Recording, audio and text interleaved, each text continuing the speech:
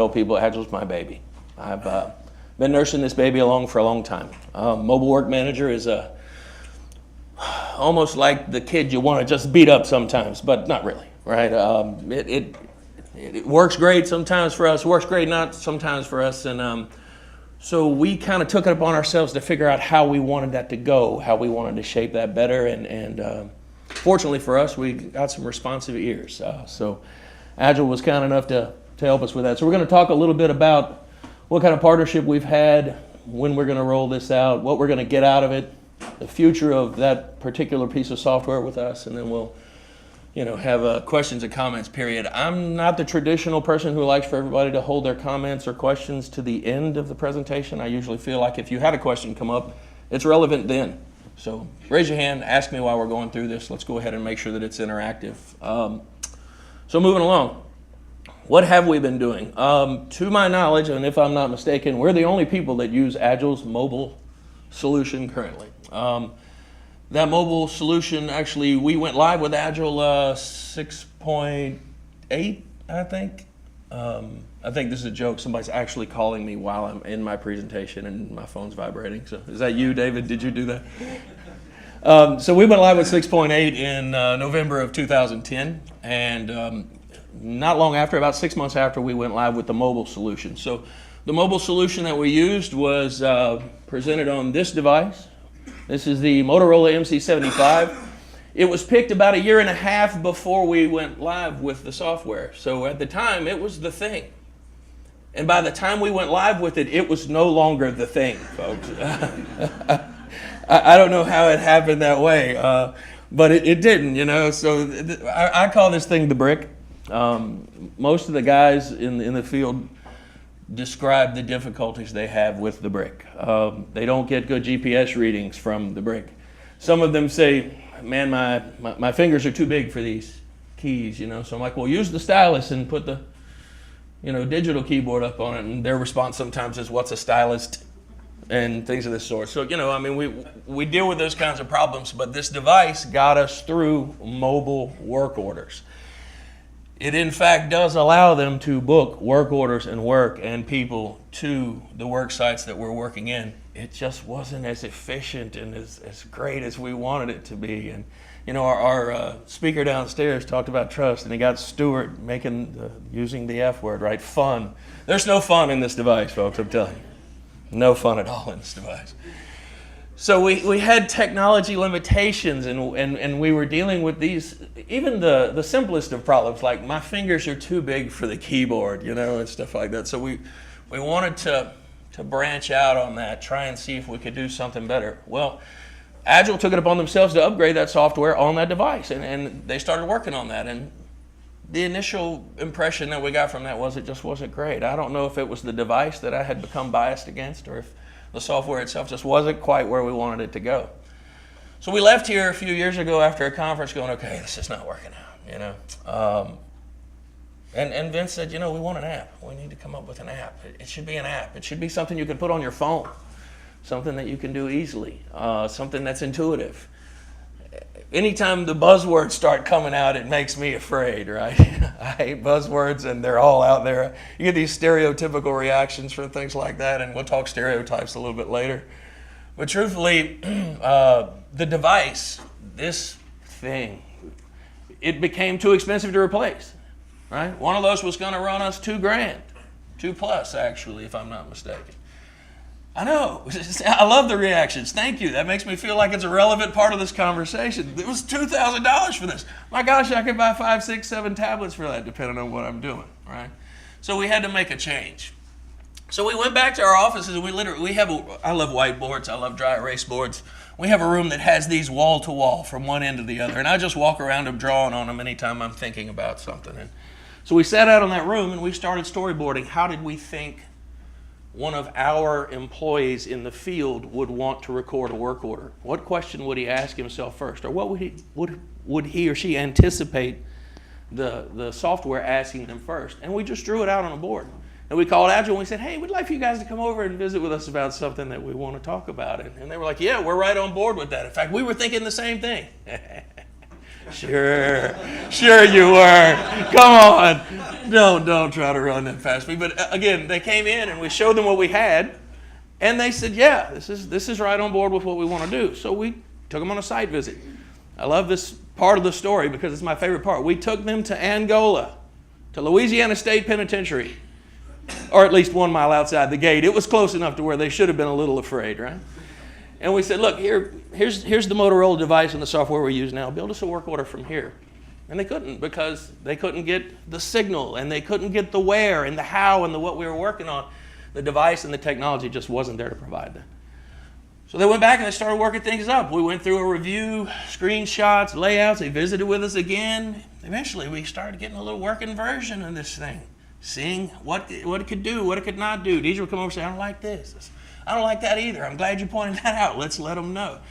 And it did prove to be a partnership, not what I would suggest sometimes with software, with upgrades, with those Wednesday night Microsoft sends a package out and Thursday morning your stuff doesn't work anymore kind of thing. It wasn't like that for us. It was a partnership. We told them what we didn't like. And sometimes they said, no, I can't change that. But we can do this instead. And I was like, okay, well, I can accept that. That's a good idea. And eventually we started working, testing, making improvements. So I have the opportunity to say thanks to Brett, to Uday, and to anyone else at Agile who may be working on this behind the scenes. We've been pleased with that so far, and I want to say thank you to y'all. It's worked out very well for us. So where are we, and what are we doing next? We're going to upgrade to 7.3 no later than June the 15th, right, Uday? We are a part of an ERP system that SAP will be updating all their end-of-year fiscal and end-of-year financial stuff. So we have to get on board with 7.3 before June the 15th, or else they'll make us wait until September. So it's going to happen. And then we will immediately put out a few new devices in the field. Now, the day that we go live with 7.3, it's a hard stop on that device. Hard stop there. We will no longer use that software and that device any longer. That's because this version doesn't work with it, and that's great. I'm okay with that. I really, really am. I can't begin to tell you how difficult it is sometimes to support that device on a help desk on the phone. I mean, I've made a living in state government now for 20 years, and 17 of those I have been in some form of a help desk. Usually my job is to stand between a programmer and a system user, right? System user does not speak programmer usually. The programmer doesn't always speak system user either. My job is a liaison somewhere in the middle. I train, I help them develop ideas about what they want to do. User tells me, we'd like for it to do this, and I have to tell the programmer. And the programmer says, we can't make it do that. And I said, I'm not telling them that, we got to come up with something better. So again, I've made a living at that for a long time. And supporting the Motorola device and the software on the Motorola device has probably been one of the most challenging scenarios I've dealt with in my career. So we're happy to move beyond it. We're going to put probably a half dozen to a dozen new devices in the field the week we go live, and we're going to monitor our production traffic. We're going to see how everything is going with that new mobile work manager software. Speak to our users daily about what they're encountering when they're in the field with it. I have to tell y'all, I've been doing a lot of traveling for the last 8 or 9 weeks, and everywhere that I go in the state of Louisiana to some of our rural maintenance units, I always break out the mobile work manager software on the tablet, right? And I say, this is the new software we're going to. Don't you guys want to take a look at this? And they're all so happy with the way that it looks and so happy with the way that it functions that I actually have people say, we want to be one of your test subjects. We want to volunteer to take this tablet into the field for you on day one. I don't get those kind of reactions a lot. I really don't. So the idea that these guys want to be that involved with it, these men and women in the field that are basically my data outlet in the field, they're the ones. They want to get involved quickly, and I want to make that happen for them. So we'll monitor production for a week. We'll begin a full rollout the week after that, provided that we find no difficulties or problems or things we need to check up on. Deidre and I will go on the road and train people on how to use these items, and we'll kind of divide and conquer and do a couple of districts a week, and over the course of the next 3 or 4 weeks, we will put our devices in the field. Monday morning, I'm going to put a few devices in the field for parallel tests and QA. So as soon as we leave here, I'll literally be thinking about that. And I'm extremely excited about it. It's been a real progressive thing for us, and it's grown, and it's just moved forward. So what challenges do we face? Y'all are going to know a lot of these already, right? Why can't we just do it the old way? Does anybody have a story where the old way worked perfectly and they should have never left it? I'm willing to listen to that right now, if you got one. But most folks don't have one. I mean, we had this little event in, what was it, 2005, called Katrina? Yeah, Hurricane Katrina. We had systems in place then that didn't talk to each other, systems that didn't speak the same language. It's that term that we talk about that we hear in every presentation here, silos, right? And those silos wind up taking so long to figure out how to talk to each other and how long to figure out how to compile information that it takes years and years and years to get reimbursed for the emergency events that we deal with. This one being one of the largest ever, right? So, I mean, you want something that's going to work. You want something that's going to help. The old way, which is paper, and then onto a spreadsheet or maybe onto some customized system that is supposed to speak to some other customized system, but they don't exactly jive, right? Those kinds of things, what we want to steer away from. So there is a reason now that we can't just do it the old way. It's not just, well, the old way is not good enough. It's way not good enough, okay? We need something that works a little better. Training volume. I don't know who has the most users around here, but we have 900. So the 900 aren't all field personnel, let's be honest, but the fact is I've got 700 field personnel that need to learn how to run a tablet and need to learn how to run this software. So that's going to be a challenge for us. Time frame and regression. It's been a while since we were able to consider upgrading this mobile software, and we have had people literally walk away from them, lay them down, say they're not using them anymore. You don't really know what people are doing until you get out in the field, you know? You don't know all of the challenges that they're facing until you get out in the field. It's one of the things that I enjoy the most about my job is actually going on a ride along with some of the maintenance crews or being in the situations and the challenges that they face. We had a set of people that we went to visit in Hammond, Louisiana one time. They were going out into the field and doing their maintenance work, and they were writing it down on paper. But because they knew that Deidre and I wanted them using the mobile device, they would go to their office and sit the paper down on their desk and pick up the mobile device. I ain't lying. And then they would take the mobile device and they would dock it and turn to their computer to finish the approvals because they knew that we wanted them. Tell them I'm lying if I am. It's true, like I said. So you don't really know what people are doing until you get out there and see what they're doing. I couldn't help. I told the guy, I said, look, if you're going to do that, just hand the paper to somebody to enter on the computer. I want you to use the mobile device, but if you're not going to, this is the thing that's going to get us there, and it'll eliminate a lot of issues for us, which we're going to cover. User apathy. Anybody know what that means or have personal experience with that kind of thing? I know that I'm not alone in most of the things that I'm talking about, and we get a lot of that. Most of our work orders, the Labor Day cards, are fed into our payroll system. And that payroll system then documents which one of the different items these folks are getting paid for, but it runs their paycheck, right? That's what they care about the most in a lot of instances in my field personnel. As long as I get my 80 or my 80, if it's overtime, 84, 86, as long as I get that in there and it gets approved, I'm good. That's the least of my concern in terms of data that they put in the system. I want more information, and they get tired of me saying it as we go to training classes and as we present things. The data is what I care about. The data is what I need. The data is what's going to help me get past this piece of legislation or this suggestion that we outsource. I need the data, and this is going to help us get the data. Environmental concerns. That's a strange topic these days. I was having fun speaking with someone from Michigan or Minnesota earlier today about the fact that it's snowing where they're from, and then he kind of looked at me and he says, you're from Louisiana, y'all don't get much of that. But we actually got snow 3 or 4 times this year, which is really weird. My biggest environmental concern is August and 97 degrees and 100% humidity and the tablets in his truck because he's working on a job site. And that 125 or 140 degree temperature inside his truck. And what's it going to do to my tablet?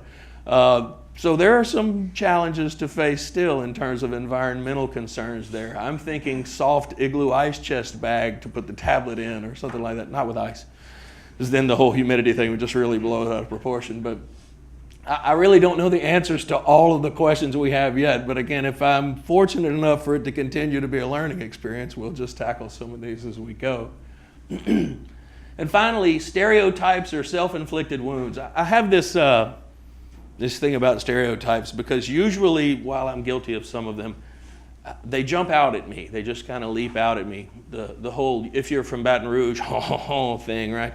That's one of them. So again, I don't often have an international user community to dash stereotypes in front of, so I want to cover a couple of those. Number one, if I told y'all that in Louisiana we had potholes, they don't all look like this, all right? We do have some, but my boss, who's seated right over there, and I hope he's enjoying this, maybe I'll get a raise out of this deal, but the fact is we talk all we talk all the time about the fact that we face outsourcing concerns, that people say, you know, why don't you outsource that chore, potholes, any number of other things. And my boss always tells them, we can do it cheaper, faster, and better than anybody else, but we have to have the data to support that argument. And that's why mobile and Agile are so important to us. All right, so if I told you I had a dog in my backyard, he does not necessarily look like this. Everybody thinks this is the Louisiana yard dog, but it's not. And if he goes to get out of my yard, it does not necessarily look like this. All right? But my users have stereotypes within them. They have biases against my mobile systems right now that I've got to figure out ways to conquer, and we're going to have to face that every time we move forward. So I'm from South Louisiana, but all of us don't look like this. All right? We don't run around going, shoot him all the time and all that other stuff. So I want to make sure we understand. And finally, my favorite, of course, if you live in North Louisiana, all my northern brethren in Louisiana, they don't all look like this. But like I said, we face some challenges with stereotypes. I have a lot of men and women who have been working for our department for a long time. They don't want to mess with this technology. Even as simple as some of it has become, they don't want to mess with it. I've been doing systems implementations for 17 years now. Every time I do one, I run a few people off. That's not intentional. It's because those folks are not willing to accept some of the challenges that I'm going to present to them, I admit. But ultimately, they just don't want to. I can't always fix that. But the simpler that I make things, and the more intuitive that I make things, and I promise you, if you will come up with a way for this thing to read my guy's mind, I will implement that. Because they'll be thrilled with that. But no, I didn't mean thoughts like, stop it. I'm talking about on the job site. That was my boss that made that joke. All right, so we had a tough time getting people on board in 2011. I know that it's going to be like that this time around because we lost a lot of them. And they won't necessarily want to come back. Quite a few of them have turned away. They have little or no confidence in our technology. No trust in our technology. I did not talk to that guy before we made this up. I'm just telling you. They don't necessarily trust what we have. So we've got to show them that it can do it. We have to show them that it can do it reliably, regularly, not just on the fluke every once in a while when it's not cloudy and you stand this way with your leg out to the side to get the signal in the GPS connection. No, that it works. So like I said, much of our resistance has been self-inflicted, but we'll meet all these challenges head on. If you build it, they'll come, right? So what's the value to us? Better data. I need the data. I just repeat it over and over again. I need the data. We could get data faster, right? If we have the mobile plan or cellular plan in place, or because of the Wi-Fi connectivity that so many places have available now, we can get data on the fly during this hurricane event or this flood event or any number of other things. We could update that information quickly. Accuracy of data as related to specific assets. We have a sign database in place. We have a bridges database in place. I was just thrilled here recently. I pulled up to not a red light, but actually a caution light in the middle of nowhere. I'm sitting in a gravel parking lot. I pull up, and there's the control box for this caution light, and it has the TSI number hanging on the side of it. It couldn't have worked out better, strictly by accident. I pull out my mobile device, say I'm doing a signal repair. I hit the map, tell it to find me, and it just drops a pin right where I'm at, and it has the TSI number, the signal number that I wanted with all the data. I got out of my truck and did, woo, yeah, and there's people in a parking lot over there who don't know me from Adam, and we're a little bit freaked out, so they didn't call the police or anything. But again, I'm standing in the middle of 3 or 4, maybe a half-mile section that has 3 or 4 small bridges in it, and I tell it I'm doing the work, and I tell it to find me, and it pulls that bridge number, specifically the one that I'm standing on, because I can see it. It's painted right there. Love to see those kinds of things happen. So the accuracy of data as it relates to specific assets is a big win for us. And finally, it's going to aid in our full LRS-ID rollout. We want to progress to a full LRS-ID rollout, a system where every part of our roadway is designated, and it presents a million choices, not really a million obviously, but if you look at what we're talking about here, this is actually an interchange area in front of our building. Our headquarters building is just there. So there's one LRS ID which is different than the next, which is different than the next, which is different than the next, which is different. So if my guy's standing here and he's getting ready to go to work, or here and he's getting ready to go to work, I need the system to be able to locate him accurately, and I need him to have the number of choices limited to 1 or 2. Even 5's better than 10 or 20. And that's not all the ones that are available, and that doesn't list all of the assets in the area. That's just a few options. So again, with the mapping capability, with its ability to download our assets so that then I tell it I'm working on a roadway, and it limits to that many, and then it locates the guy and it limits to that many roadway options. This is going to be a great benefit to us. So what's the future for Work Manager with us? Well, number one, I got to get it out there. And we're right on the verge. I have a hard time not getting kind of bouncy about the whole idea. I'm very excited that we're about to move forward with this, because it's been a long time coming. We want to begin other asset collection through those devices with Collector, and that's, getting these getting these tablets out onto the field is going to enable us to have other software that's valuable to our users in the field, and going to allow us to begin collecting new asset information. And finally, we want to see Mobile Work Manager continue to grow. I have spent so much time talking about what we wanted to do now. I'm not sure what I wanted to do next. But I'm kind of looking forward to it, because we get the opportunity to talk about that with our partners in that development, which has been a pretty great thing for us. So let me say thanks for the opportunity to speak here today and to tell you all what we've done. If you have any questions, I'm happy to entertain those. I have quite a few teammates here, so they can help me entertain those if I don't know the answer. No way I covered it all. There we go. Thank you. Your folks in the field, did they feel like they were part of the team building process? Excellent question. Or do they feel like you just showed up one day and said, hey, this is what we're doing come June 15th? No, that's an excellent question. We actually made several site visits. We've had the Agile personnel go out to these sites with us. We've had our people standing with them, showing them what it was. It wasn't me dictating that conversation, which, again, I think it speaks volumes to Agile's desire to get it right from their perspective. I was standing behind them saying, yes, I want you to make it work the way that guy wants it to work, believe me. But we did take them into the field and have them entertain ideas and exchange with our users in the field. I want to say at least twice within the first 6 months, we had screenshots and feedback from Agile back to those users in the field to say, what do y'all think if it presented this option or that option? How do you feel if it shows you this way versus that other way? Which one would you like to see? So I was very pleased with the idea that most of our men and women in the field were happy to be involved. I couldn't take them all over the state, but most of our local maintenance units that we were able to reach out to, they got feedback directly from the people in the field. So it's a good question. Thank you very much. Others? Oh, goodness.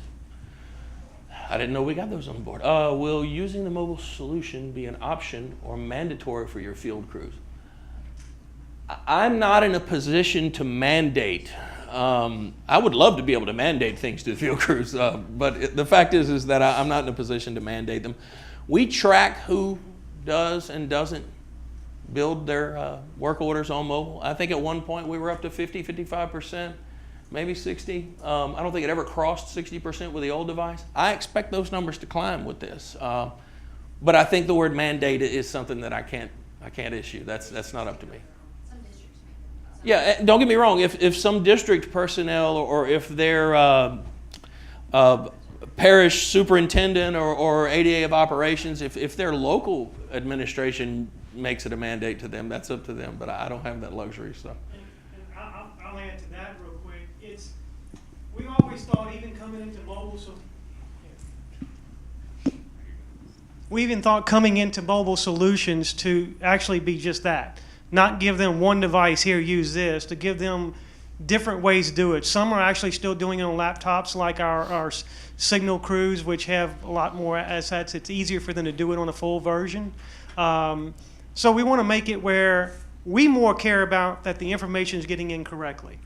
I believe with the tablets, because of the fact that it's going to be bigger screen than looking at something like this, trying to do it in the field, in the sun, it's going to be better, and I think we'll get to a point where, not mandatory, but we're going to be pushing it hard enough to where we try to get 100% of people on some kind of mobile device out there, not just maybe the one we give them, maybe it's their phone, maybe it's their tablet, whatever they feel comfortable with that they can get in and get correct information in. That's the main thing we want, is correct information. Right. It's all about the data. All right, so the second question is, are you interfacing with SAP? And if so, what SAP modules are you interfacing with, and how are you interfacing to them? Okay. I am the right person to answer that question as it happens, as I used to work on SAP. So yes, we interface with SAP. We have roughly, I don't remember if it's 12 or 13, but I think 12 nightly batch interfaces. I see you up there. Is it 13, 14? You've added one since I've gotten out of that. So 14 interfaces that run nightly with SAP. We get labor information between both systems. So all of our personnel resources from SAP, and then push data back into SAP for them for payroll. We get material stock levels all from SAP and push usage back to SAP and their materials management system. We get equipment information from SAP and push usage and information back to them. We get costs from SAP. We get WBS elements and event costing information, FEMA and FHWA reimbursement coding from them. So we get quite a lot of information pushed to and from SAP through our nightly batch processes. How long has LA been using a mobile solution for work orders? We went live with the Motorola device in 2011, so literally we've had 6 years on a mobile device. At one point, as I said, I think we got up to around 50-55% usage from our users. We build about 100,000 work orders a year in the system, and so half of those were mobile, I think in 2015 or 2016. What tablets are we planning on using? That question is not solidly, completely answered yet, but I will say this. We tend to be Android leaners. It's not a knock against Apple. It's just when you buy an Apple device, there's no expanding its memory capability and things of that sort. We kind of like the open source idea of Android, our users being able to add other pieces of software that will be useful to them in the field. And Android devices are certainly cheaper, and we're broke, no money is not what I was going to go for there, but yes, certainly the Android devices are cheaper. I'm sorry, that wasn't truthful, was it? I'm not building trust. But yeah, Android is probably the direction we're going. Right now I'm testing a 7-inch Lenovo tablet. Been testing a Samsung Galaxy Tab, a couple other things. I think the Lenovo tablets are probably what we'll deploy with foremen and field personnel. Some of our Some of our parish highway superintendents and folks who spend a lot of time in their trucks may have a little bit nicer device. Some areas already have Apple for other. That's correct, certainly. Pushed out other processes, and they would just use that. For that. Right. If you've already got a tablet and want to put Agile Mobile Work Manager on it, we'll certainly, we're not going to tell people they can't use the Apple product. It's just the ones that we're going to purchase are probably going to be a little bit different. Others?